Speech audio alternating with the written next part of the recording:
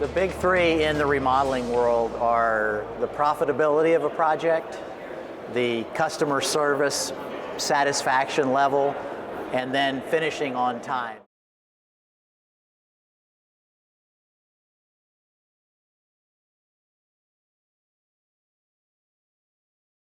Well, pre-job planning, first of all, is the person who's going to be doing the job or managing the job, whether it's a lead carpenter or project manager, takes some time to actually plan out the entire job before they ever start.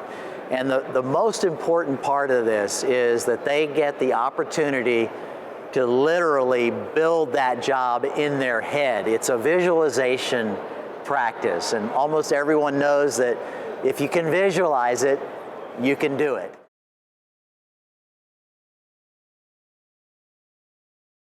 Well, the person that's best to do the planning is the actual person who's going to do the job. So in some companies, they have a lead carpenter that actually works on the site and manages it, so they should do the planning. In some companies, they use a project manager who oversees a number of subcontractors generally, and so they should do the planning. Now, the idea of who should make sure it happens is a very critical question, because quite often those people are so busy that they're not thinking about the next project. And so whoever the manager of production is, usually the owner of the company, is kind of overseeing it all. They're really the ones that have to insist that it happens.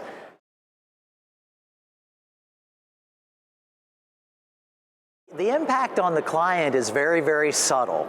And that's one of the hardest things about this, is that budget, it's absolutely clear. You're going to save money by doing it. Time schedule, you're going to save money, you're going to save time. But the impact on the client is much more subtle. And what I've seen over the years is that clients always seem to know when things aren't going well. And there's this uneasiness about it. And so a well-planned job creates a better executed job, and therefore less of that unease that comes with the non-planning.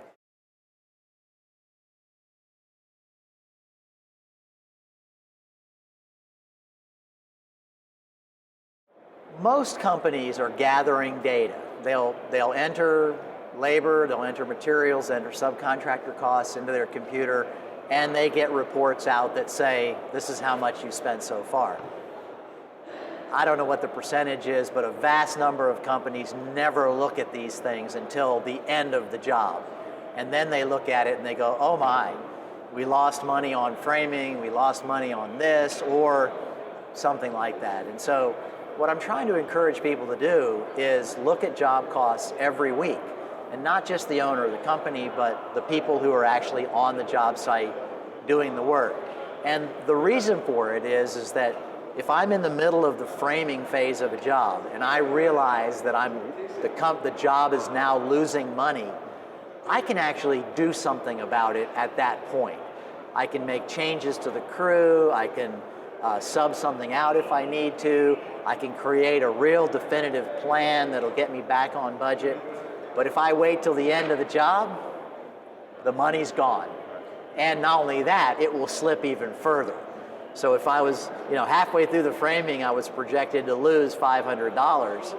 If I get serious about it then, I can keep from losing any more. If I don't get serious about it, the likelihood of losing 1,000 went up instead of the 500. So the idea is, in process, constantly be reviewing where we are so that changes can be made to hopefully recoup the money, or at least not lose as much.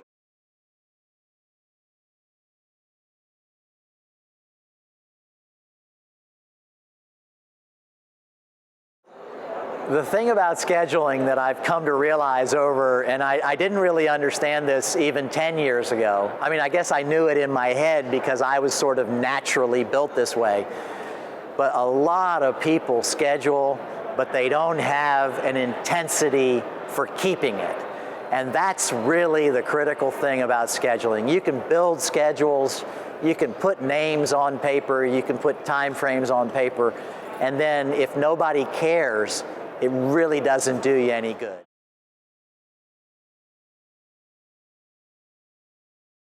Now, the big deal about schedule, like I mentioned a little bit earlier, if you don't keep the schedule, if you go over schedule, 99% of the time you lose money, right? That's just the way it is. And everybody I've talked to, that's the case. We went 3 weeks over, we lost money. If we'd have finished on the day we were supposed to, we would have been right on budget. And so that's a big part of this. So you think about scheduling in terms of profitability, you're going to eat up your profit if you don't stay on schedule. What a lot of people don't really understand is the fact that if you go over schedule on every job, you won't produce as much work in the year as you thought you were going to. Therefore, your overhead costs become a bigger percentage of your produced volume, and that money comes directly out of profitability as well. And so it's a twofold thing that makes scheduling really critical, and then customer satisfaction. I'm going to go out on a little bit on a limb here. Is you can almost do anything you want, but if you finish the job on time, they're going to be happy.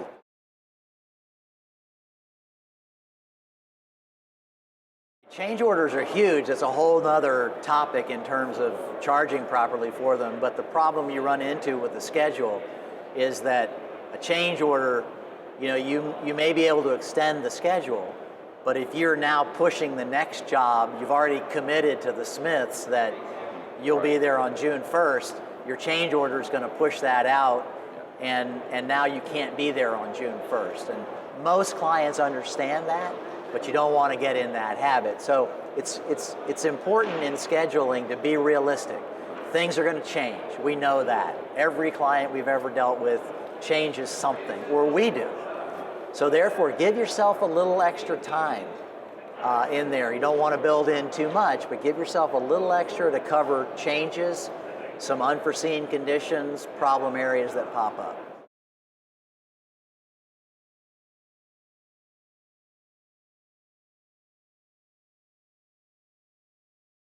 The biggest problem that I've seen in companies with the scope of work and the plans and so forth like that is too much independence from sales from production. So the sales designers say, we've got a really good package.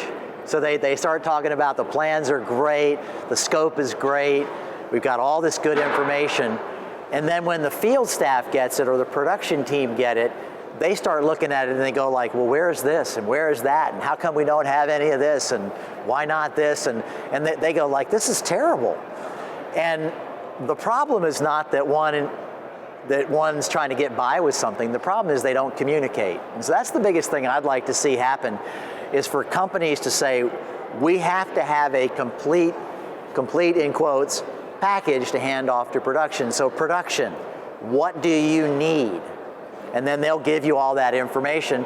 Sales says, but we have trouble getting this and this and this until the job, like a tile quote. Sometimes very hard to get a tile quote until the thing's built. And so is the tile quote something that we can all agree we're going to wait on until in the project? And so that's the idea. We have agreement. Every company is going to be a little bit different.